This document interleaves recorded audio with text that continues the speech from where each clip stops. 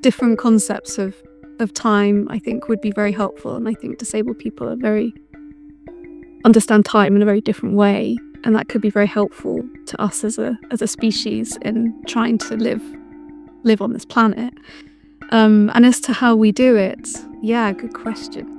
I don't know. I do feel like grief tending is I have found it to be a very gentle form of bridge building, a very gentle form of awareness raising, because grief is so universal. Loss is everywhere.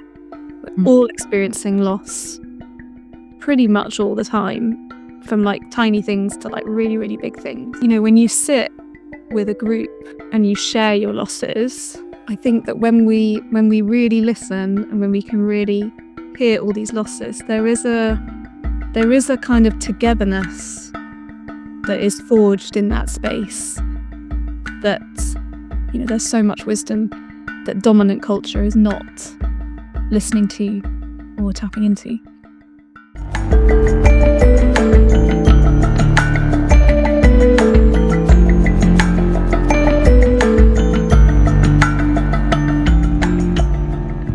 Welcome to The Adda. I'm your host, Deepa Mirchandani, founder of the Deepa Meaningful Consultancy. Whether a European Salon or an Indian Adda, the tradition to come together to chat over the issues of the day is an old one. With our modern lifestyles, it can be hard to find spaces for nuanced conversations, genuine and inclusive dialogue about topics that people want to talk about. So we created our own. Adda is the Hindi word for the place where people gather to deliberate, disagree, and move on better for the experience of having had the chance to do it. We come with a sense of curiosity, and we're believers that better conversations lead to shifts in perspectives, and better perspectives undoubtedly lead to better decision-making and action. We're really pleased that you're here to be part of it. In this episode, we share space with Emily Bazalgette, who supports the creation of graceful endings through facilitation, coaching, and grief tending. Emily created GriefSick, a writing project that bears witness to chronic illness grief in 2023, and I encourage you to check it out through the link in the show notes. Throughout her work, Emily explores strange aliveness of grief and the wisdom that chronically ill and disabled people offer to our complex and unsettling times. We talk about this, as well as the broader topics of religion and the tradition of rituals, the role of ableism in our capitalist systems, and what it takes to create a healthy society. This was a beautiful conversation, with a different energy to some of the others, as it naturally made me reflect on my own relationship to the many ways that grief manifests in my life. I hope it encourages you to do the same. Hello there, Emily. Hello, Dina. Welcome. Do you know what? I've been thinking about this and talking to you for a really long time, I realised. And I was thinking about it over the weekend, that this is so long overdue. And I feel like I've had conversations with you in my head a bit. That probably doesn't make that much sense. But so I'm really I'm excited to just chat and see what happens talking to you, because I feel like something magical will come out of this. And I feel like I'm ready to, it's just, what a beautiful way. I'm feeling very full of gratitude that I get to start my week with you. It feels really nice. I feel the same, and I hope that in real life I can live up to the conversations you've had with me in your head. But no, it feels like a long time coming for me as well. You know, from the first other that I came to in 2020 with Gemma Drake was a great conversation. So yeah, I feel also, what a lovely way to start our week, Monday morning. It's great. Yeah, this is really beautiful. And you know what? I was listening to Brian Eno in conversation with an economist, Hajin Chang, whilst I was in the shower this morning. And he was talking about the state of the world and the role of art and how we convey messages about and incite action. And he was talking about the role of art. And And because I've been percolating and thinking about you all weekend, it was just really interesting to me to think about grief and endings, and thinking about him talking about art.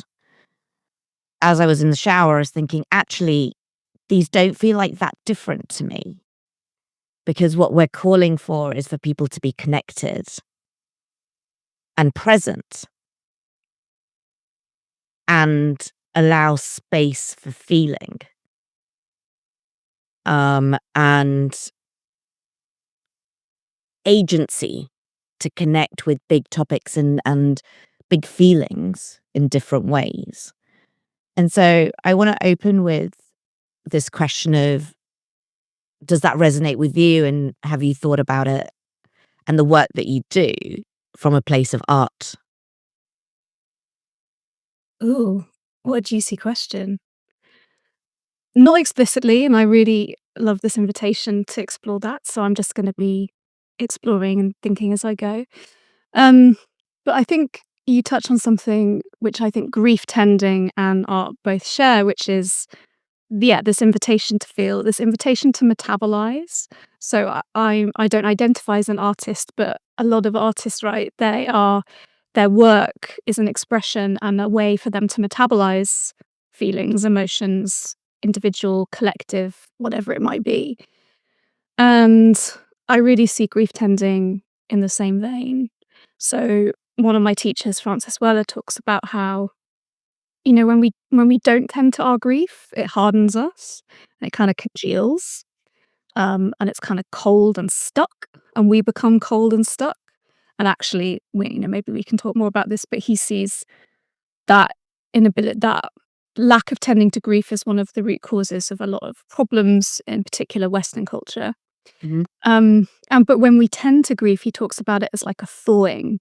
Um, we thaw and we warm our grief. We kind of we work it a bit with our hands. It kind of melts as we do that. Um, and through that process, we become more fully alive.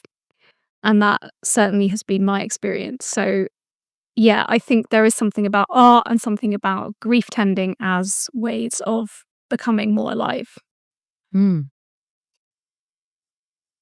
Crikey, that's beautiful. Can you say a little bit about grief tending?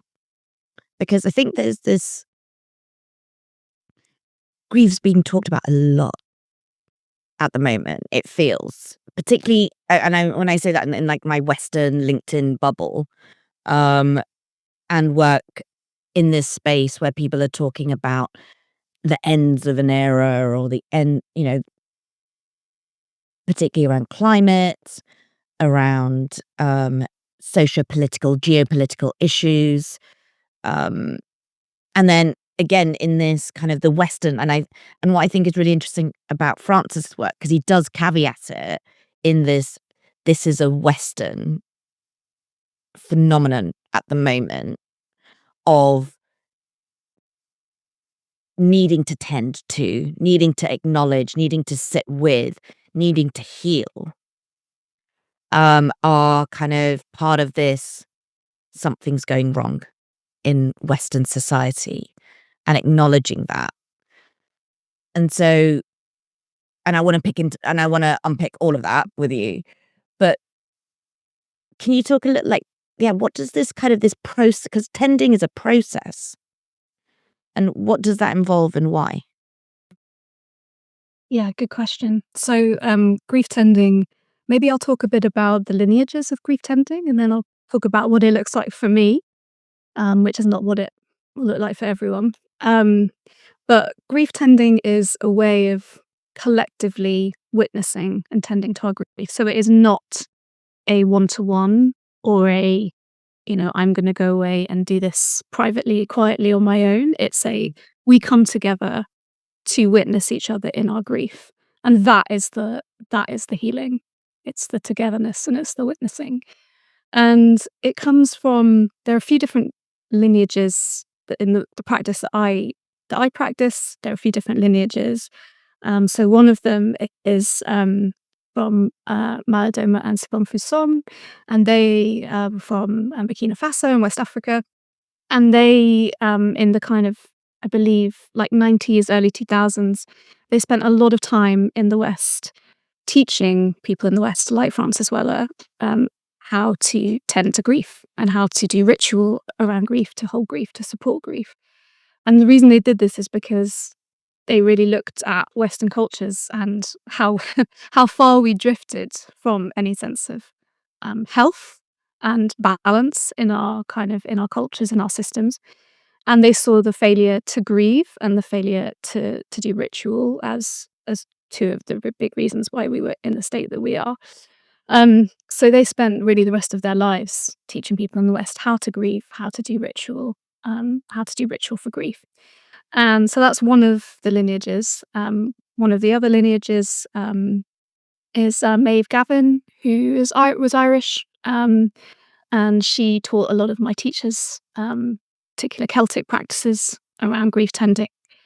There's also Martin Pretdal, who is Native American and lived in Guatemala for a long time, and he has a beautiful book, and he taught some of my teachers as well. And then there's Joanna Macy as well, whose work you're probably familiar with. She's an eco-Buddhist philosopher, and she does a lot of work around eco-grief or climate grief and tending to our grief for the state of the world and for the environment.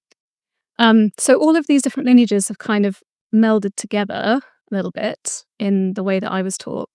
And what it really looks like, it can look like a lot of different things, the grief tending practices that I use, but it can look like coming together online or in person to share our grief in a circle, for example. That's a really simple practice. Everybody gets a chance to share.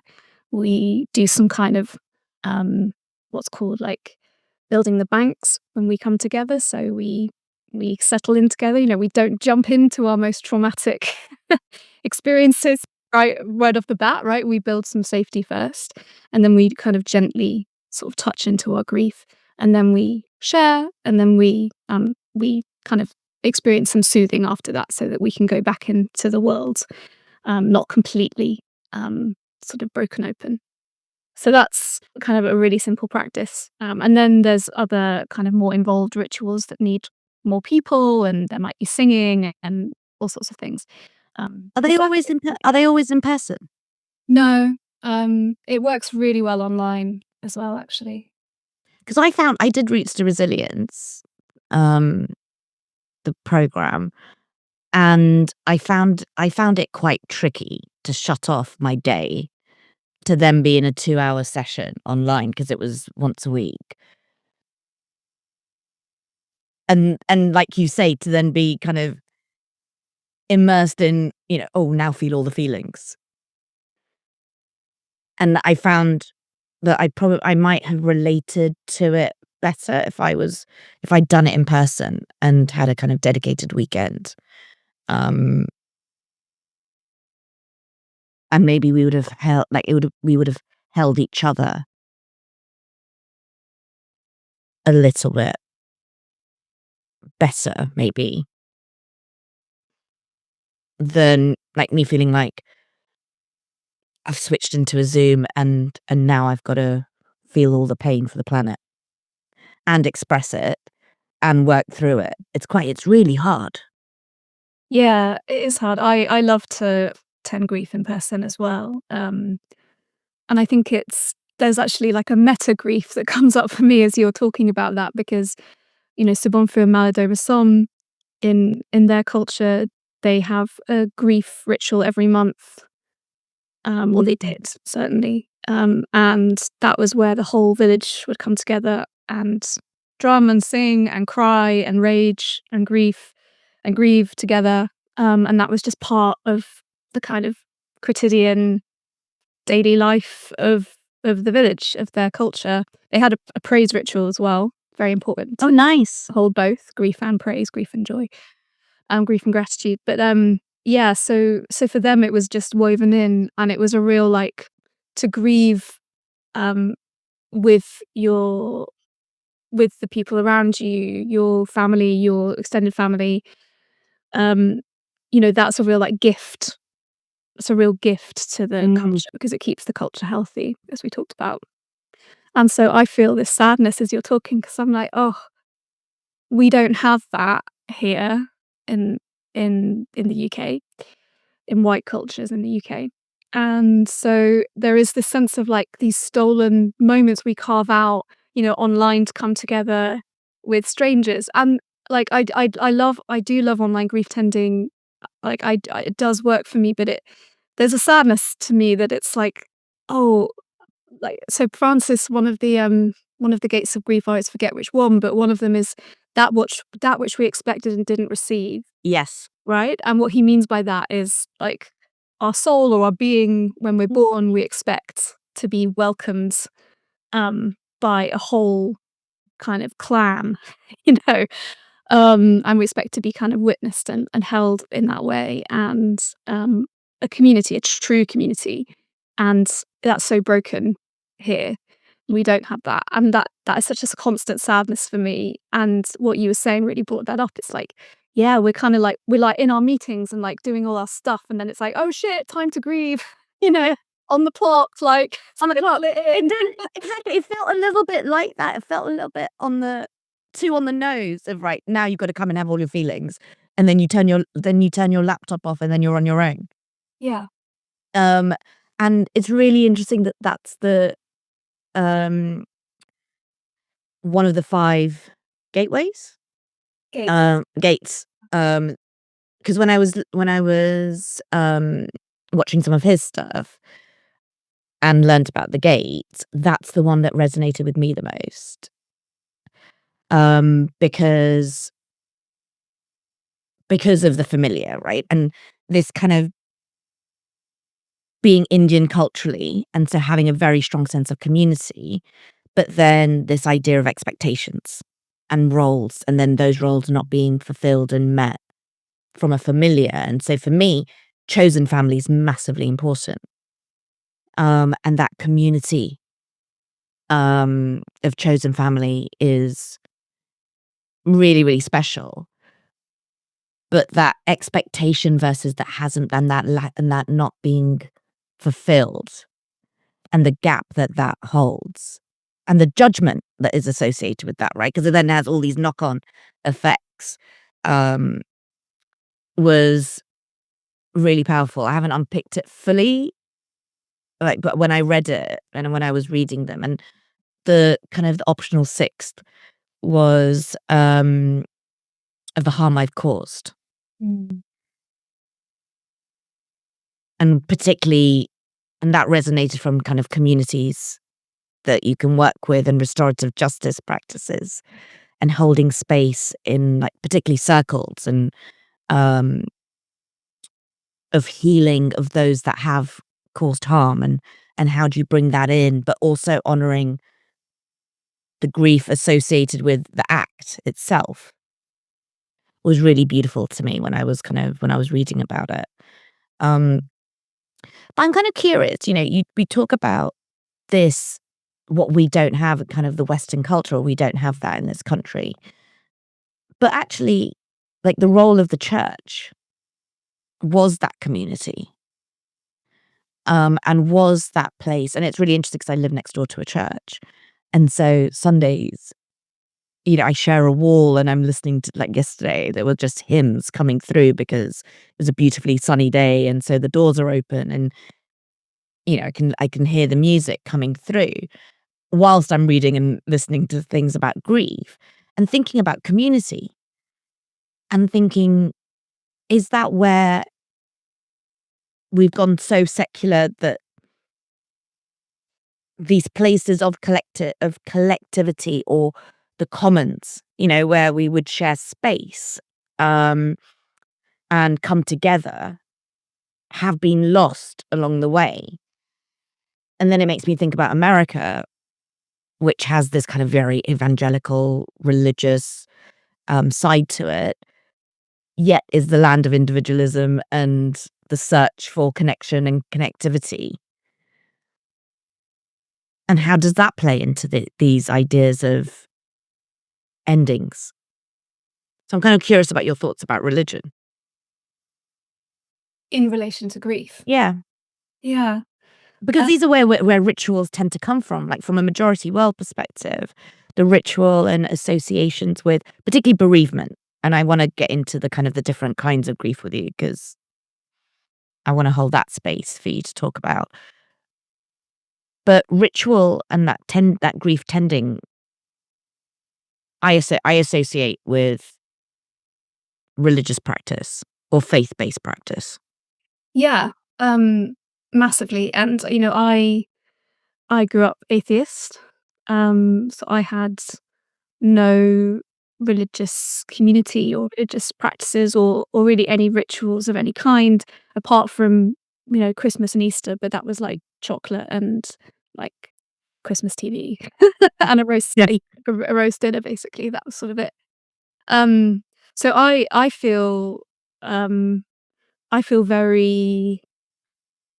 I don't want to talk about meta grief again, but like I do feel a grief that I don't have this kind of set of practices or like unbroken lineage or not that there are like that many unbroken lineages.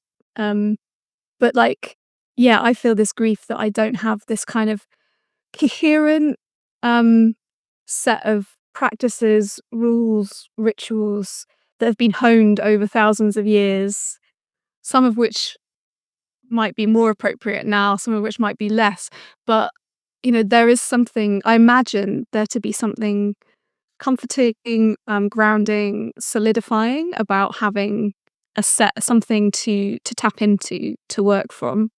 And, the grief tending practices that I was taught, as I said, they have all those different lineages. And during, when I was learning those, we talked about the sadness that a lot of us felt kind of accepting those practices because there was nothing that we had to kind of there was almost not they were like there was nothing for them to land into, if you know what I mean. It was just There's nothing to anchor it. nothing to anchor it. And I'm finding my way with these things. And then some people who learn the practices, they have a really rich cultural heritage of many rituals that they can draw on to combine and meld and create something beautiful. And I feel a sadness. I feel a sadness that I don't have that. And how's that evolved? Has that evolved an idea of faith or belief or in something else or I want the word that came to mind was divine, but that feels really big. Or spiritual. Mm. I think more less divine and more spiritual and connected. Yeah, absolutely. And I welcome the word divine. Actually, it's a big word. Um, yeah, and that started for me, you know, really when I became chronically ill. So like long before I started understanding and getting interested in grief. But chronic illness for me, I've been chronically ill for a decade. Um, it obviously has all of its frustrations and difficulties, but there are times when it is quite a deeply mystical state to be in, kind of sometimes between life and death, between worlds a little bit. Um, and so, on an average Tuesday, that's not the case, but there are moments when it does feel like that. It does feel mystical. It has connected me much more deeply with nature, and I suppose nature has probably been my way in to spirituality and animism. And then grief tending has sort of got combined with that a little bit, I suppose, in my mind or in my spirit. Um, but it's very evolving. I certainly don't have a coherent set of beliefs that I could explain to you. But But I don't think so. To me, it's not about a coherent set of beliefs, it's a feeling. And I think that connectivity, so it's interesting to me that you say like connectivity to nature, because the magical and the mystical is going on as we speak, around us, underneath us, um, in ways that it boggles the brain. Like I went to the soil exhibition in Somerset House last weekend, and it's the most magical thing of connectivity and conversations, and then suddenly realize, oh my God, I am part of something. And you watch this, and I'm watching these loops of bugs in soil, and they're kind of mulching it down, and then like the roots underneath a mushroom, and all these conversations that are happening. And there is I genuinely had this I thought it was the most magical experience because of the effect it had on me in a very, I think in a very spiritual way of, I am part of something that's so flipping magical. And I can watch all these videos and I can do the interactive shenanigans.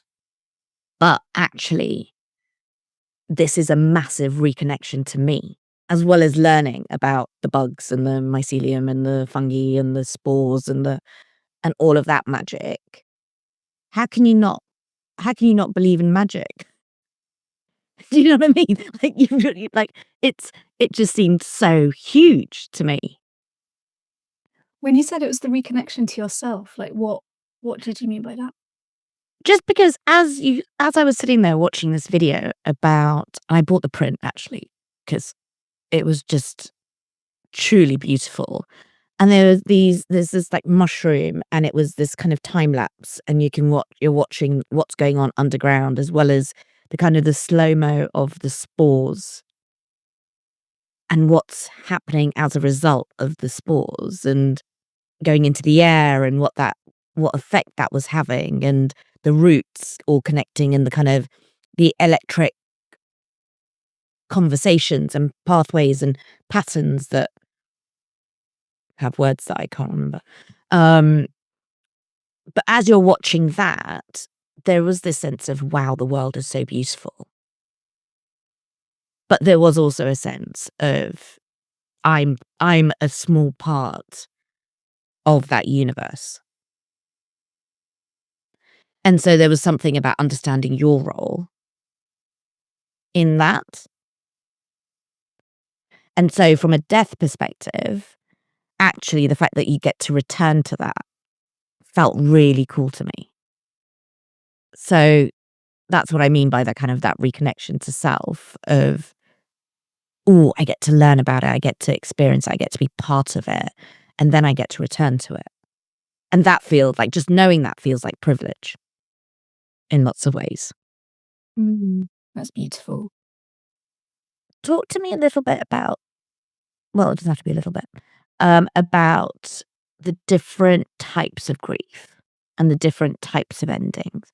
Because reading GriefSick, your newsletter, was really beautiful in lots of ways, but it did make me appreciate the different types of sadnesses that we all hold, and how we navigate those. So it'd be, yeah, if you talk to me a little bit about your experience with that, not just personally, but also like the interviews that you've done and the conversations that you've been having. Yeah. I think what was so revelatory to me was around 2020 is when I realized that grief wasn't just bereavement. Mm. And I just never had that thought before, you know? If someone had said to me prior to that, what's grief about? I'd been like, oh, well, when you lose someone, you lose a person and then you're very sad and you grieve for them. Um, and it was in 2020 through talking to a lot of other chronically ill people because of the pandemic, what sort of prompted a lot of conversations. Yeah, I realized that you could grieve for any loss. Mm. And, and that just reframed my experience of what I'd lost in a really helpful way because, I think it was, 2018, I couldn't work and I thought that I wouldn't be able to work ever again. So I thought I'd lost my career. I lost a 7-year romantic relationship. I lost several other close relationships. Um, I lost the ability to move my body in ways that I had loved. Um, And some of those things I've regained, like my career, and some of those things I haven't, like movement. Um, and yeah, at the time and ongoing, like I felt all this like rage and sadness, but there was like nowhere to put it. There was kind of no language or framework um, for that to go. And it just, and I couldn't explain it to anyone else. It kind of didn't make sense. So it was very isolating. And then in 2020, I realized, oh shit, that's grief. Mm. That's all grief. Um, and that felt so comforting to me because grief is natural. It's lifelong as well. So that kind of let me off. I'd had and several people have said to me like, oh, just kind of get over it, Emily. And that sort of, yeah, that kind of gave me this like, no, like you don't get over the loss of a person. Your grief and your relationship with them after they pass, like it will change. But you are you are grieving for them probably the rest of your life in different ways. And so it sort of felt like to me like, yeah, this is very liberatory. This is very permission giving for the feelings that I was having about types of losses that are quotes kind of disenfranchised grief. And disenfranchised grief is grief that isn't recognized by wider culture and supported by wider culture. And I was also, coming to understand that there's eco grief or climate grief. There's Francis's Gates, that which we expected and didn't receive, the harm that I've caused to myself and to others, all these different types of grief. It's really about recognizing loss and that loss is a part of life. Um, and that, grief is a response to loss. And so it's sort of honoring, for me, it's that honoring of these experiences that we go through individually or collectively. I think there's something really interesting because when I was sort of reading and listening about and like unpicking this idea of grief and kind of exploring it in me as well. Like when I've thought about ending relationships, like particularly romantic relationships, it's almost like you know that like for me it's like this. I knew it was going to come to an end, and you try and end things the best way you possibly can. But it was the imagination, this life that I'd imagined. And I realized that I was grieving that more than the relationship. Actually, I was grieving this whole narrative and the story that I'd created of what life was going to be, or the story of our love. It was so much bigger than what we were, and that was the sadness that I'd allowed myself to have this imagination. And then friendships that disappear, and trying to reframe them as having gratitude for them. And part of my grieving process being, I'm grateful that they were there for me in that period of time, and then letting that be and saying that's okay. But it's only recently that I've been able to kind of find my grieving process or the language for it or the mechanisms to be able to manage it. But one of the things I was really like thinking about chronic illness is that, and I don't want to assume, but just from like the reading that I did, was there's a grieving for a life that could have been lived in a different way, but also the day to day and the fluctuations of the day to day and these superpowers of dealing with uncertainty is there's something in that I'm quite interested to hear your take on, because you could have a day to day, an idea of what your day's going to look like or your week's going to look like, and maybe that's not the way it ends up being. So whereas at the end of a relationship or the passing of a loved one feels final, and therefore the manner in which you deal with it and you tend to it, you can nurture it in a different way. But how and where do you get the strength to kind of constantly be nurturing? Because it's never ending. Yeah, that's a really beautiful question that I don't think anyone's asked me before. Um, Very thoughtful. Yeah, I that is probably one of the hardest things about becoming disabled or becoming chronically ill is this. I mean, I think it's really accepting a fundamental truth about reality, which is we aren't in control. We just aren't. Um, and up until the age 28, I believed that I was, Um, and yeah, quite a long process of letting go of that idea and accepting the uncertainty. And it's hard because that illusion of control, I think, um, I think that's a really big part of like modern, certainly Western cultures. This sort of like machine type approach to bodies and to the way the world works. It's like, we value predictability. We value consistency and always being the same thing. But coming back to permaculture and nature, like what in nature is the same, like No. it's just not. Like change is constant. It's constant. Um, so and humans are like that too. Um, and some of us live in bodies that are more changeable than others. Some of us have menstrual cycles, some of us don't. Some of us have fatiguing conditions that mean each day is different. Your cognitive capacity is really different for each day, and some of us don't. Um, and yeah, there is a grieving process of learning that, but it also you called it a sort of a superpower, and it does feel a little bit like that as well. And it's part of why I think that disabled and chronically ill people um, could be really good guides to the future, well, to the present, to be honest, but really what's coming with climate and collapse of all kinds. And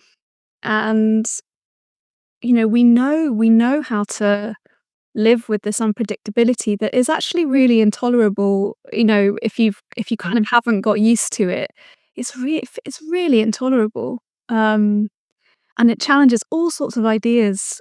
You know, when I got ill, I had all these ideas about myself as like a good partner, a good daughter, a good worker, a good sister, a good friend, and all of those sort of good roles that I played were kind of really based on like, yeah, this sort of giving and like over giving and being really consistent and like always being available and all these sorts of things. And then suddenly it was like, well, you know, that isn't the case. Um, and my capacity fluctuates, and so that needed grieving too. Those parts, those roles.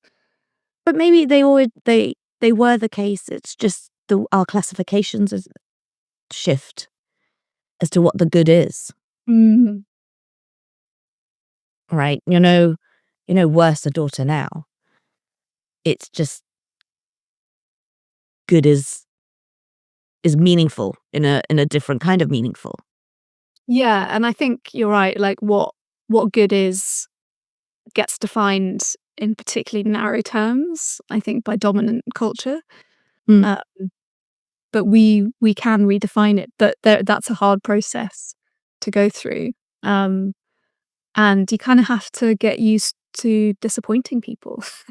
you know, that uncertainty and being disappointing and just realizing that the world doesn't end. The world doesn't end. And also asking for what you need. We're not conditioned to do that either. No, we're not. And I'm actually doing a piece of work at the moment exploring governance and disability justice. And I had a really great conversation with someone last week, and they were talking about, together we were talking about this concept of access intimacy, which is Mia Mingus, this amazing disability scholar and activist. And they talk about access intimacy as being one of the really beautiful ways that disabled people live our lives, which is basically when you anticipate someone's need and you kind of like asking for what we need is good. We should be able to do that. That should be received well. But there is also just a level of intimacy, and which we might all have felt in romantic relationships, and in chosen family, as you talk about. But it's where our needs are anticipated and kind of met without us having to constantly ask or fight for them. Yeah. And I think I'm going to quote you to you, which is always a beautiful thing to do to somebody. And you say, and I think chronically ill people and disabled people have so much wisdom, but we don't have the cultural cachet where people would listen to us and respect the knowledge that comes from this lived experience.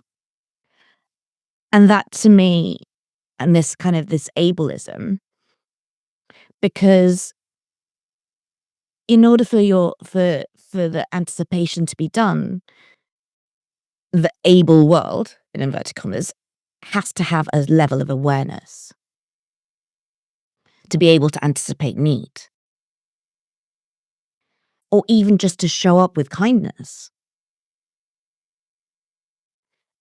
And the fact that, some of this stuff just doesn't matter if you have to move something, or, to be accommodating. And and for that not to be a bother because you see it. But the blinkers of ableism are just this dominant culture design, and it's systemic and it's structural design that doesn't allow for not even acknowledging the wisdom, but for the kindness of a human being. Just not seeing it. And is that just because we don't know enough and we don't stop to look? Or like, how do we fix that? So, on a Monday morning, on a Monday morning, if you could, half an hour in. If we could not have capitalism, that would probably help. Or the kind of capitalism that we currently have, because ableism and capitalism are so entwined. Like, ableism is like capitalism's foot soldier, because in a capitalist system, we are reduced to our economic outputs, to our productivity. We're like little economic units, right? And if you can't work at a level that is determined to be good or productive, whether you're chronically ill, whether you're old, whether you're a child, whether you have young kids and caring responsibilities, like all of these things make people who aren't as economically productive less valued in society. And so ableism is really tied up with the dominant, like the way that we organize our society and our economy. I think I've forgotten your original question. I've kind of gone off on my capitalism and ABM. But it's how do we fix it? Like this lack of seeing, right? This lack of not even knowing the wisdom that you're missing out on. Is it just ignorance? Is it institutional structural design? But crafted and therefore intentional design? Because I did this uncertainty expert program last year, right, which looks at introspection and neural pathways and how do we, mind and body respond to uncertainties. But when I was reading over the weekend and I was thinking about this wisdom that you're talking about, it was this wisdom sitting there, right, to help us think about how we structure our organizations, how we think about our days, how we think about seasons. Right, we haven't talked about seasons yet, but how we think about our own seasons and our ways of being. And it's working with rather than this working against. right? Because what you're talking about from an ableism perspective and capitalism is, and even, you talking about this fit life that you had, which was pushing the physicality, or I was what, you write about working 60-hour weeks. And this is a life that we're just expected to, this is normal. But if we were to listen and tune in to this wisdom, chances are we'd live much more in harmony with our bodies and with ourselves, which then leads to you being much more fulfilled and much more productive and much more enriched in society as a whole. Yes, I agree. And it, we would learn the values of slowness, Mm. um, and the values of being underground, with the mushrooms and like living on like mushroom time, or, different concepts of time, I think would be very helpful. And I think disabled people understand time in a very different way. And that could be very helpful to us as a species in trying to live on this planet. And as to how we do it, yeah, good question. I don't know, but I I do feel like grief tending is a very I have found it to be a very gentle form of bridge building, a very gentle form of awareness raising, because grief is so universal. Because as we talked about, loss is everywhere. We're Mm. all experiencing loss pretty much all the time, from like tiny things to like really, really big things. Mm. Um, and when you sit with a group and you share your losses, and one person is dealing with loss from a health issue, another person is dealing with bereavement, another person, their dog has died, another person, they got made redundant, they lost their job, all these sorts of things. And I think that when we really listen, and when we can really hear all these losses, there is a kind of togetherness that is forged in that space, that that I believe is very helpful, um, for for learning about, you know what wisdom can come from disability and chronic illness, and what wisdom can come from all sorts of experiences, right? Mm. It's not, that happens to be the thing that I talk about a lot, but there's so much wisdom that dominant culture is not listening to or tapping into. And so this idea of sitting, like, it's the recognizing in the first place, right? And this, like when you first started talking, you were talking about the acceptance of recognizing and acknowledging that something is a loss, and that the feelings associated with, and that the voice in the head, or even the voice out loud that's being said to you, is get over it, or move on, deal with it. Why aren't you over it? Um, Sitting with those feelings isn't something that, from a Western perspective, that we are encouraged to do. And so then it's why, we're so unprepared, because, you're having to go to a class to learn how to like grief tend, which would have been done naturally in community, and would have been, um, there would have been space for that. And so there's a relearning that's happening, which in and of itself, it's like these are innately human, community centric, holding space for each other dynamics. But we've separated ourselves so fundamentally, um, that we're having to go and learn how to do it, and then take yourself to a class, or, like the roots, to resistance. I'm doing it online and sitting on a computer. which is so far removed from connection, society, like community. I mean, it gives me hope because you're doing it, but there is a sadness. It is really sad, and I co-host retreats for women to reconnect women with creative energy through connection with self and with land and with others. Um, and it's so beautiful. It's such beautiful space. It's such beautiful work and genuine community forms. But it's a sadness. It's like, oh, we have to pay to form that. That isn't just part and parcel of our world anymore because of all the changes we talked about, decline of the church and in the West and things like that. Same with grief tending, as you've articulated. And actually, I recently moved, well, a year ago from London to South Devon. And I'm trying to build properly, like in place, like local community. And, I don't know how to do it. Like, I don't have a blueprint I'm working from. I don't think any of my neighbors do either.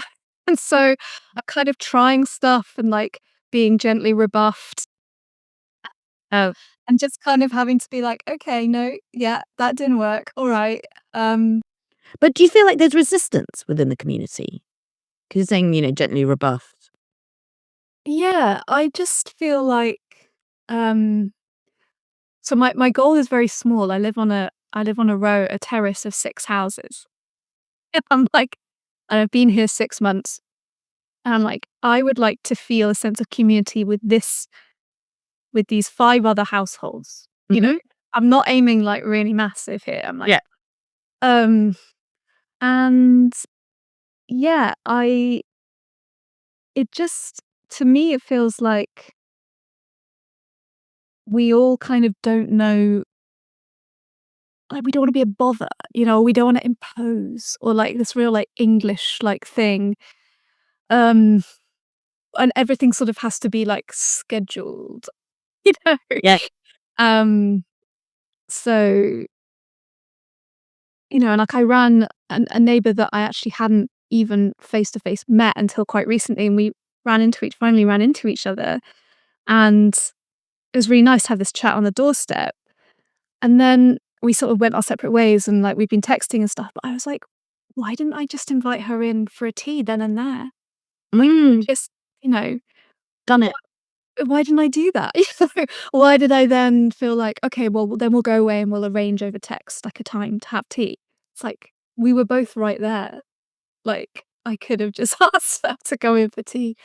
Yeah, and um I think there's something about, I think a lot of us, myself included, have somewhere a belief that um that it's really tiring to be with other people or with people that you don't know that well. And like honest, and sometimes it can be. Mm. Like that is true, but there's like a sort of a deeper nourishment, I think, that kind of emerges and surfaces.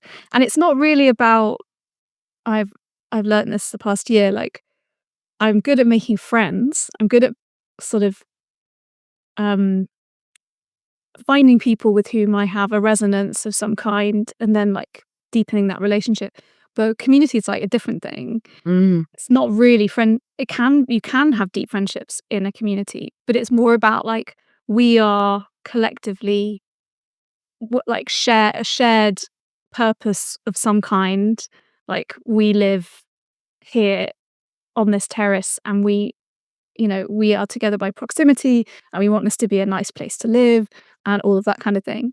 Um, and there's something about like, yeah, these people, like they don't need to be like my best friends, but we, I would like, I would like to feel like we sort of have each other's backs and we know each other, well enough, to ask for things and yeah, I don't think I'm there yet, but maybe with my summer food party.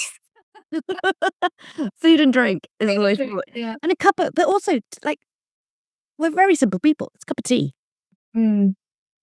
Because you could set yourself I'm going to invite each one round for a cup of tea in the next 5 weeks, one a week. Doesn't even have to be one a day. It'll be one a week. Yeah. That I like that. Cool. Well, I've got number 10's coming round. That's one. Maybe I'll One just down. get one tap.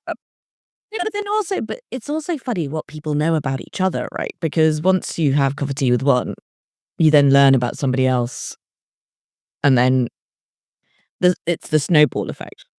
But it is this separation piece of even just like it's hard to get to know your neighbors. I don't like people in the building. I don't know, let alone anybody else up and down the road, right? In a densely populated London. But one of my yearnings of like moving out is that I've got 25-year-old friendships in Madrid. And it's a smaller city to navigate. And these are relationships where they will just say, I'm coming round, put the kettle on. And that's, that's the craving, is to have that. Because what you're talking about is really hard. It's, and so where do you go to have that kind of that familiarity and that connection? Because it's not like you say, you've got friends. It's not like you don't have friends, but it's a sense of belonging, actually, is what we're talking about. It's about connectivity and roots. You're so intentional about making the move. And so you're not necessarily looking for the super. No, they don't have to be your best friend, but you want to feel like you belong with them and that they belong with you, and that there's this richness of connection.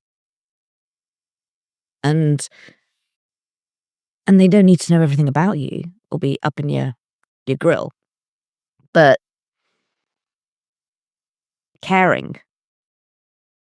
That's it. And I think there's definitely like stories and things I have in my head about being disabled and what that means to be a community and what that means to give and receive care. That are like come from internalized ableism, but I feel really, I have like this paranoia of like my need is too great. When you're chronically ill, like, I need help with a lot of things. When I lived in London, my brother, he lived close by, he would do a lot of that for me. Um, and it's really hard to think about. I was ill all of February, actually with acute illnesses, which are worse when you have chronic illness. But I was kind of in bed for 5 weeks, and I just couldn't cook, and like, so I was like really getting to the point where like crackers and cheese were like, I was like, I can't eat any more crackers and cheese. So I was like, someone's gonna have to come and cook for me, like someone of the people that I don't know very well yet here is gonna have to come and do that. And so I texted someone who I met a couple of times, he's really lovely, and um anyway, and she was like, I'll be right there. you know and it's like, we do want to help each other, and I know that when somebody asks me for help, I'm like, to be obligated is a wonderful thing. And the loneliest feeling is when you have no obligations or no responsibilities. Like, we actually want that and need that. And I've never thought about it in that way. of course, there's ways that we are obligated or have responsibility that don't work, or are too much, or the wrong kinds of responsibilities, or things that we are not our choice. And like, there's all of that complexity there. But to have nothing is actually a really lonely place to be. And so, yeah, I love to be asked to do things, but there's also this fear because sometimes I can't do things. So if somebody asks me for something and it's like, I can't this week, you know? Um, and so, yeah, there's all this complexity for me around this like care and need. To receive care is allow yourself to receive care. It can be very confronting. It's really confronting. Yeah. But presumably, that's had to be part of your shift, particularly moving away. Yeah. It has been, but I won't lie, I still struggle with it, as I was saying. It's still very hard to it's so vulnerable, isn't it? um, to say, I need something. Can you help me? It's a really vulnerable thing to do. Um, and that's hard when you are new somewhere and you don't know that many people, or you don't have super deep relationships with people yet. But I feel like it is good training. It's good training for being old when all of our needs will increase. Certain needs anyway. And I don't know, I feel like it's good practice for the kind of person that I want to be. Yeah. As the world sort of falls apart a bit. But I think but it's also that by you being that way with this person, they then can be that way with you. And this is what I mean by the just embracing it and offering cups of tea, because at some point somebody will say yes. Because who doesn't want to have a cup of tea? It's fundamentally, it's a cultural imperative in this country. Cup of tea and a biscuit. But and I think it's that showing up with who you are allows people to then show up as well. Like we need these markers of behavior for it to be acceptable. Because otherwise, this whole, like, my original question is why are we so unprepared for this? Which is never going to be, and that feels sad in itself. Yeah. There's so much grief, I think, for how we relate and fail to relate to each other, the ways that we've caused harm, the ways the lack of repair capabilities, all these things. So talk about that, like, so repair capabilities is really nice. How do we, like, so grief tending is one way of this kind of repairing. What else have we got? What else have you got up your sleeves? Share your tricks. Yeah, so my grief tending teacher, Sophie Banks, has a beautiful body of work called Healthy Human Culture, which is really her articulation. It's very simple and very understandable. Like her articulation of what makes human cultures healthy, and so what are the ways for us to bring ourselves back into health as collectors. And she talks about return paths. So healthy cultures have practices, like ways to return to health, because our current culture doesn't. We just keep spinning further and further out of balance, and spinning further and further into sort of destructive behaviors because we don't have these paths of return to health. And it's not like a healthy culture isn't one that's like the same state all the time, right?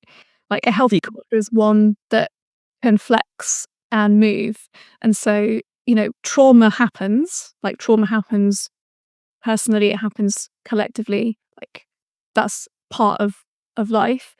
But a healthy culture, a trauma occurs and there's a return path to come back to health and to heal. And so grief tending is one of those return paths. Many cultures around the world have all sorts of return paths. I'd be really curious if that resonates with you and the culture that you are part of, whether they're, so like sweat lodges in Native American cultures, for example, that is a return path for their culture. I'm kind of struggling to think of any from like white Western world. I was curious if you could think of any. I automatically just thought gin and tonic. But I don't think that's the return path you mean. Healthy return paths. I don't know. I think art and creativity, to come back to your first question, I think that's one. I think that's a massive one. And Satish talks about that. Satish Kumar talks about that. Don't just read a poem, write a poem. dance, move, create, be, those are all acts of rebellion, which I think is really beautiful. Mm. Um, I think what makes me sad is there are other things coming to mind for me, but they're all very like individualistic. like, So like grief tending by definition you do as a collective. Like the sweat lodge is a collective activity because we heal together. I'm thinking about, well, what are the other ways that so like like wild swimming's like a huge trend in the UK, for example. Or nature connection, for example. Um, but I still feel like in our culture here, that's a very like you go and you do your swim, and or you go for a walk, and it's still not hitting that same thing of a collective experience. but these things like sharing circles, right? Native American or indigenous cultures have these circles, which were massive parts of, if there was disruption in the community, that's where you sorted things out. Um, I think this interesting part, and this is the conversation I was having with Matt, um, about foresight, but was about, and trends, is that we've turned all these things in transactional. So I was thinking about sound baths, or even if you talking about nature, like even like nature bathing. These are things that we could go and do, but you have to pay to be part of the group. They aren't things that are just happening because we are part of the collective. These are things that are happening that we can access if we know about it because we've evolved our thinking and our spiritual practices to know about these activities, but it's transactional based. It's not belonging based. And I think what you're talking about is what's belonging based. But within that, there are people seeking out these places. So even if they are transactional at the moment, then maybe that's okay. Yeah. I don't know. Like, I'm trying to be hopeful here because No, I agree, and I feel like we, working with where we are, working with what we've got, um, maybe these slightly more things that start transactional can become things that are belonging filled. And it's not that money exchanging hands necessarily means something's purely transactional. Um, yeah, I feel like there's such a thirst mm, for belonging, like such a hunger for it. Um,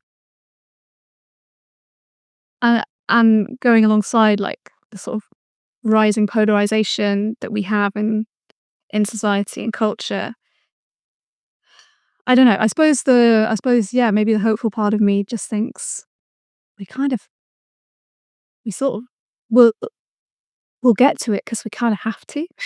Like there isn't. Yeah.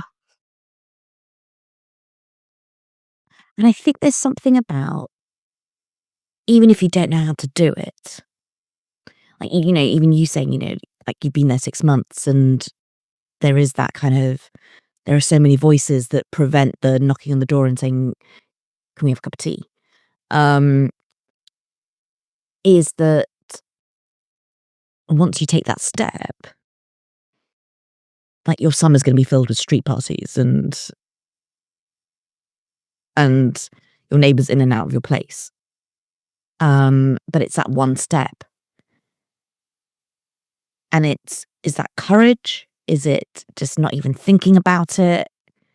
It's, what does it take to take that first step? Irrespective of what that is. Mm. Because there are literally people on our doorsteps, that it's, who are also craving all of this as well.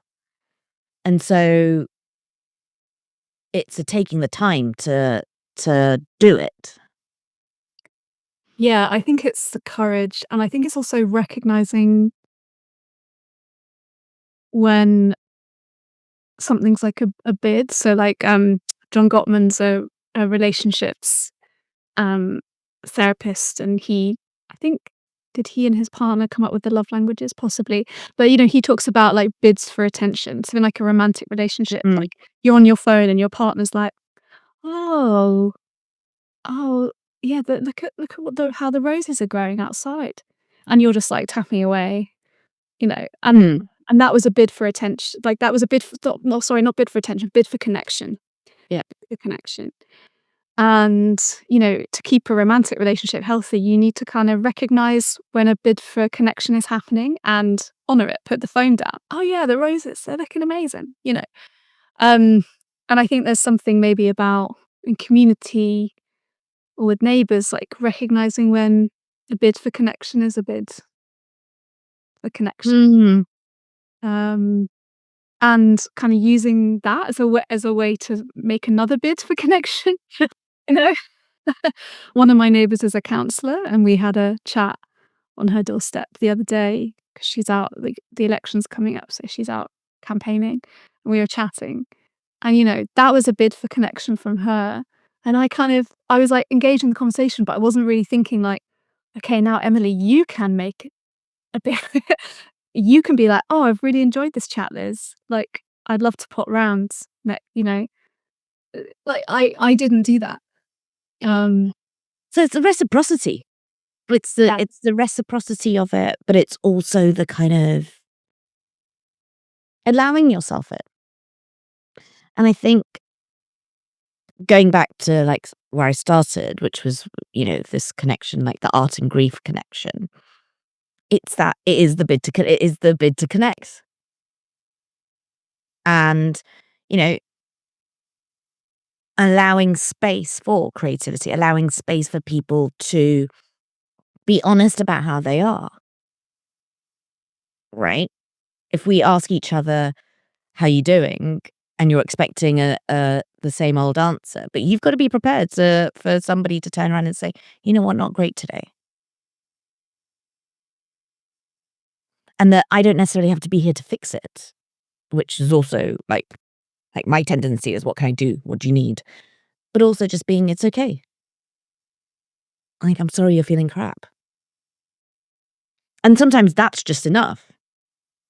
Yeah, and that's really one of the foundational principles of grief tending is, we don't when when we're inviting people to share their grief in a circle, for example, we don't respond. When someone shares, we don't Mm. fix. We don't even respond really with words other than maybe like I hear you or we're here for you or something really simple like that. Um but yeah, we don't respond with any, we're not trying to make people feel better, No. you know? We're just allowing what is, and actually the thing that feels healing is for that to be welcome, for all that we are to be welcome. Our rage, our sorrow, our envy, like all like for that to be welcome is what is the healing. Not somebody going, "Oh, I'm so sorry to hear that. That's exactly like when this happened to me," or Mm. those kinds of things. And I feel like I've shifted with age, that it's perfectly like, I just feel like I've got agency over my own. I don't wanna talk to anybody today, and therefore I don't gonna. I don't wanna. Like, just saying no and, like, leaning into just saying no and saying, "I just don't feel like it," let alone having a chronic illness or or a loss. If we accepted it more in our dailies, then maybe we could express it more in our grief. Yeah, and um I've actually been realizing over the past year how often I'm feeling off, and then I'll be like, "What's that about?" And I might be feeling really irritated um, or cross or scared or something, and then I sort of engage with that and acknowledge it. It's just like, "Okay, that's just that's just what's happening today." And quite often there will be some kind of grief that underpins that or Mm. is associated with that. And it's like, oh, actually, that thing that someone said in that meeting earlier, that just made me feel like sad because that's a thing that I want and I don't have it. And it's like, oh, yeah, that's that form of grief. That thing, imagined thing that you want that you don't have. Very tender place to be, very tender feeling to have. And it's like, yeah, I don't have that thing. And I don't need to, if I want to, I can go into all the things I am grateful for, but also I don't need to do that. And I can just allow myself to be sad about that today. That's all right too. And I think that's the beautiful thing of that acceptance. Yeah, and just think how anti-feeling and anti-awareness our culture is. We're kept so busy, um, that sort of awareness and those kind of feedback loops, Mm. um, we get so disrupted. If we're always on our phones, we're always preoccupied. We don't have that noticing ability or capacity to notice. And so part of that is the validation that it's okay. And that feels like from your grief tending work, it's like this kind of welcoming in. Even if you don't know what grief you're dealing with. And that's it. It's often the case that I'll go to a grief circle thinking, well, I'm definitely sad about this thing, and that's what I'm going to be grieving today. And then I'm there, something else comes up. Sometimes I'm really expressing my grief, like really crying, and I don't actually feel sad.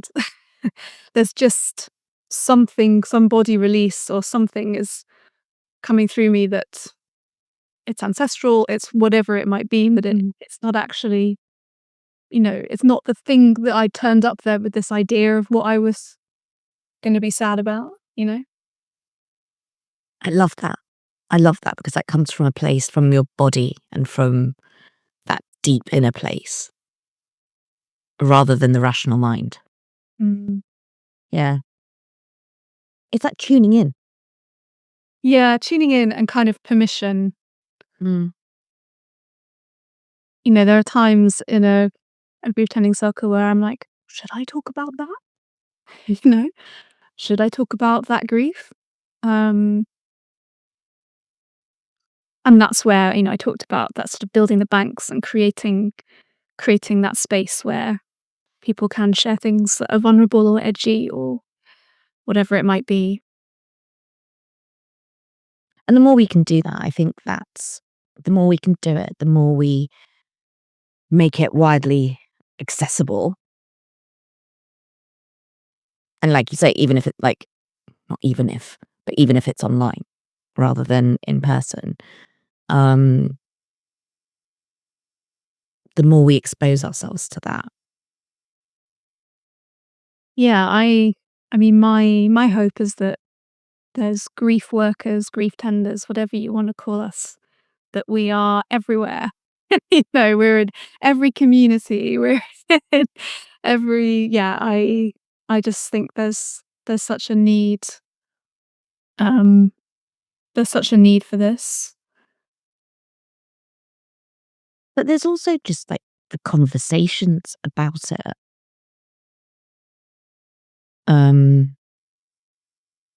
I was reading, what's his name?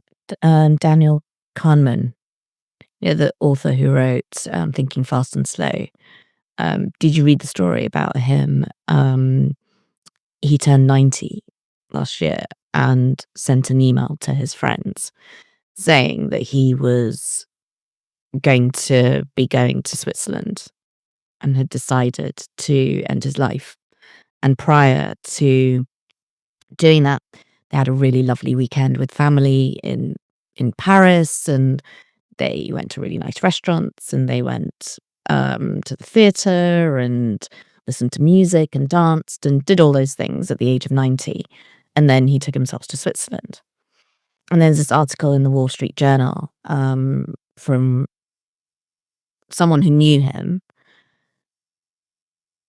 and they were talking about how people around him weren't comfortable with his decision. And this was somebody who'd obviously written the book on decision making, and had clearly thought about it. But the hesitancy of why would you do that now? You're cognitively sound, and you're fine for the moment type thing. And this article was just like, well, that's probably exactly why he's taken the choice to do it now, because you've had the agency. But just that societal, why would you do this to us? So I think more conversations about endings and in all the like the richness of their different forms, not just from a life and death, but that and how you tend to them. I think the more we can have those conversations, maybe the more accepting we become of them. Does that make sense? Yeah.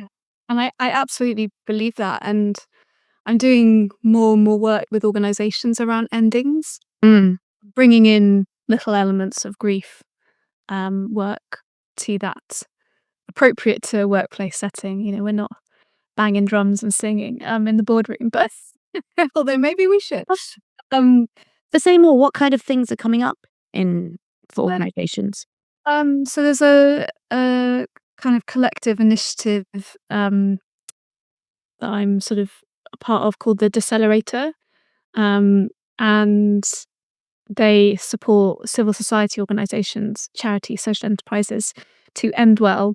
So, you know, right through from the first inkling that a leader might have that this work isn't sustainable for some reason, or they're no longer kind of as committed as they were, and maybe there needs to be a succession planning conversation, whatever it might be.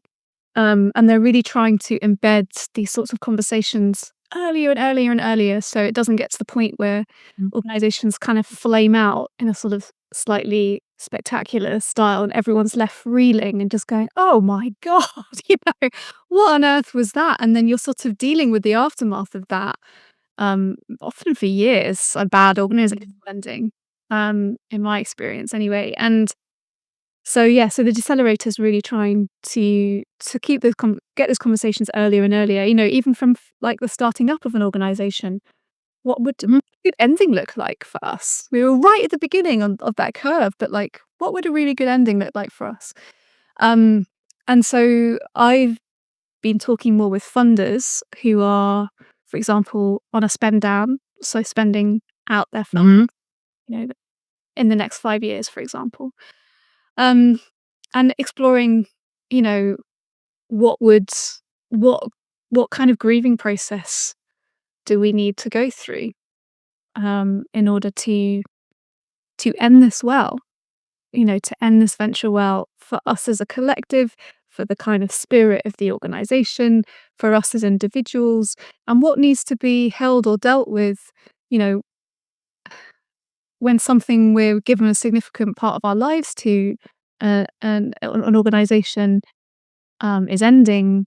You know, there's all sorts of things that come up for us as well. What's my career look like? You know, I've got to pay the rent or the mortgage. You know, there's all kinds of questions. It's a very complex, like knotty thing actually.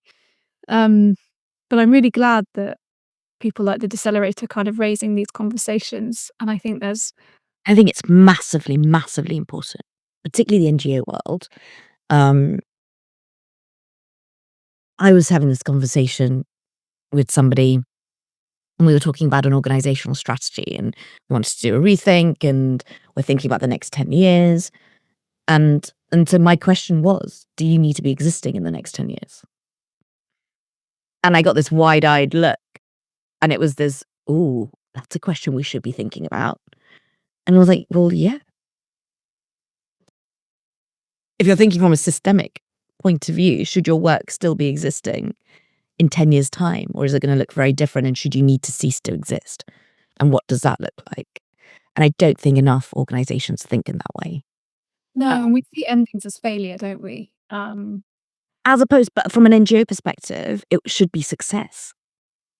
Because you've embedded something, or you've solved something, or something has ceased to be problematic in the way that necessitates that you exist. And the system has shifted, Yeah. and the environment terrain is totally different than 20 years ago. And Yep. a particular focus or set of practices are not what's needed now. Great to recognize that, a good ending that is, I feel like that should be the point. yeah, Designed for that. yes, and designed for an ending that liberates and releases capacity back into the system that can enrich other parts of the system. Because if you think about people that might have been employed by an organization, a bad ending really oof, cast a shadow for years over our confidence, our sense of efficacy, self-efficacy, our, ability to intuit where in the system we can be most helpful. And a good ending just allows us to kind of go and find the places where we can be most supportive in a really life-giving way. And this is the thing about this man's decision, is that he chose a good ending. And designed it and deliberated, and planned it. And to me, that's celebration. And for organizations that do it in the same way, and even if it's like the end of a funding round, or it's the end of an organization, but even I've been having conversations with organizations that have been affected by the USAID cuts, right? And the kind of the Trump policy. And so they've lost money, or, there've been redundancies, or I know people have had to let colleagues go. And the way that they're doing it, obviously it's a massive shock to the system. This is, unexpected, multifaceted challenges, from legal to economic to all sorts. But some are being really intentional about how they do it, whether that's coaching, CV writing, introductions, figuring out loans, and all of these kinds of things. Even when there's there's been such a sudden disruption. The fact that they were thinking about ending well. And it was of course you're doing this. Because this says everything about who you are as an organization.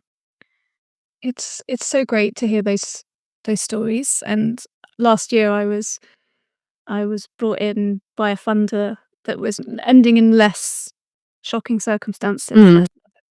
But I was brought in as part of a few coaches to coach every single member of staff around it's sort of transition coaching, really. Yeah. Around the transition, where do they want to go? How can the organization support them in their next step? And, I think for all of them, it was a real, they appreciated it so much, the thought and the care. Yeah. And I think that's part of strategy design, as much as it is about kind of the end management, as it were. And I think there's something about the way that we show up as advisors or as facilitators, in just bringing those elements, even if people aren't asking for it deliberately or intentionally or knowingly. But actually, I found that weaving these elements through sessions I'm facilitating or strategies that I'm designing has given people pause to say, I can show up with my feelings here. And I can show up with my personal passion and bring that in. And it's if you're not feeling it, we're not doing it. Until we're really excited, until you can feel it in your toes, we will carry on working on this idea. But but again, it goes back to what you were saying about just allowing space for an acceptance of all of these kind of nuances and human reactions that we've forgotten that we could have. Yeah, and I think a very interesting question for everyone, I think is kind of what belongs in work and what doesn't, and what is the I'm really thinking about this at the moment, like what is the responsibility of a workplace to how much should a workplace hold?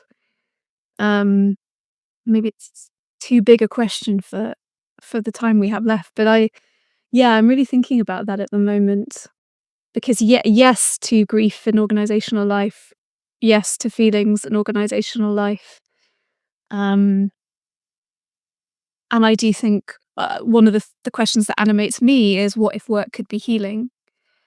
Um, and then there's another side of me that But why should it not be?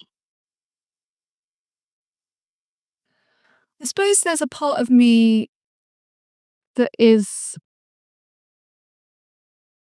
I suppose that questions like how much is a workplace's responsibility versus like a kind of our own agency in the whole totality of our lives to do our inner work to Oh, but that's yeah, I see that as a different thing though. Hmm. In terms of, I think there's individual responsibility, but then your work being a place where you can show up honestly. So I don't think it's not necessarily the role of the workplace to be the healer, but maybe to be open to wherever you are. I like that distinction. Therefore, if I have particular needs, I can voice them, and for that to be whether that's flexible working or I want to be able to have flexibility in my day because I'm a carer or I have to care for myself, um, then I'm not scared to ask for those things. Yeah, I So maybe it's just the container. as you were talking, I was thinking about I think it might be about environments, workplaces that create environments that have healing capacity, or they like it's almost like the people that show up at that workplace. There is the potential for like individual or collective, some kind of individual or collective, Mm, can take place if needed in that environment. yeah. But I think, I do also have that distinction of what's the role, like in terms of not a fixer. No, and I think that I have that similar feeling about it, I guess. yeah, and I think I would probably I would probably focus my energy, like healing energy around like collaboration, because that's what an initiative or an organization is. It's a group of individuals who can't achieve something on their own. So they've come together, united by a common purpose, into the legal structure that we call an organization to work together towards that purpose. Because that's the way that we kind of that's how organizing works in a kind of in a work context. And so I've forgotten where I started with that. It was, what's the role of Yeah. can an organization be healing? Or the work be places of healing? Yeah, oh yeah, so, because collaboration is the sort of focus of like, that's why we're here, because we can't do it on our own, so we're here to collaborate towards that common purpose. So I think that healing around collaboration, which is you know, a microcosm or an instance of all of our wider relationships, right? Because we still need those return paths. We still need repair. We still need honesty, to your point. We still need all these ways of being in work that are ways of being we need with our neighbours, with our partners, with our children, with our parents. It's sort of unidirectional, isn't it? But when did it stop being okay to show up with all of that? Who did that? When did that happen? And it feels like what you're talking about is a bit of a liberation from some of these constructs, to be able to acknowledge that kind of that fullness of who you are, and then you go and show up in the world. To be able to have the dynamics, to be able to knock on the door, to be able to have a cup of tea, to be able to dance and laugh, and all of those, the joys. Yeah, and I think, grief tending is not the answer to everything. Mm. But this thing of like showing up as I am, being accepted, all my emotions welcomed, that is liberatory. It is, and you feel it. You feel it in your being, and you might have had to pay a tenner and to go, and it might only last for 3 hours, but you feel it. And that, there's that thing about like, we can't really move towards that which it's important to recognize these little glimmers of new ways of being, even if they're short-lived or whatever it might be. Massively, but you're shifted internally. Yeah.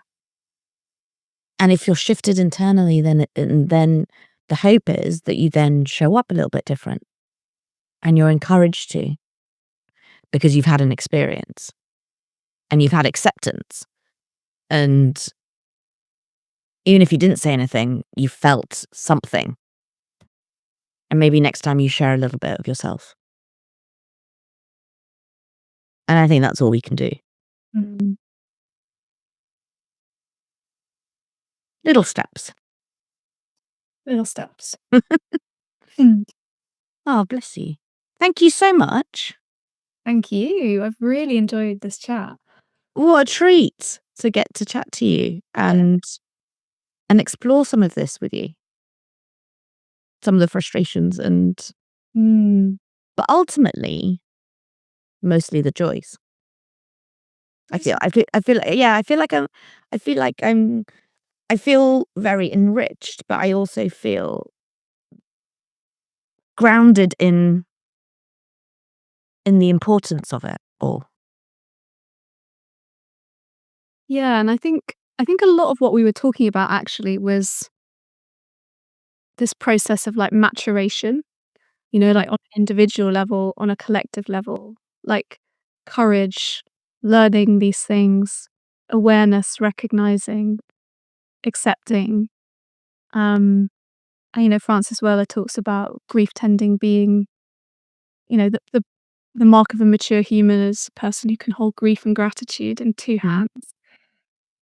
And yeah, I think we've been circling a lot around maturation and liberation, and grief tending is one of the paths to that.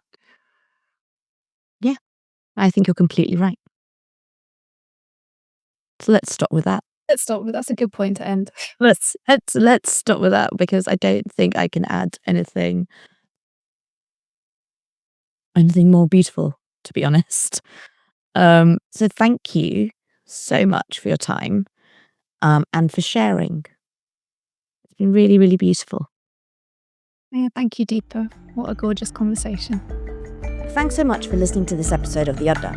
The Udder is brought to you by the Deepa Meaningful Consultancy. Production is managed by Urban Luca, and our music is from the song Unreasonable World by the talented Bernard Schimpelsberger. To find out more about the Deepa Meaningful Consultancy, to sign up for our monthly newsletter, and also check out our group Udder sessions where we host small spaces for big messy topics, please check out www.deepameaningful.co. We'll see you next time.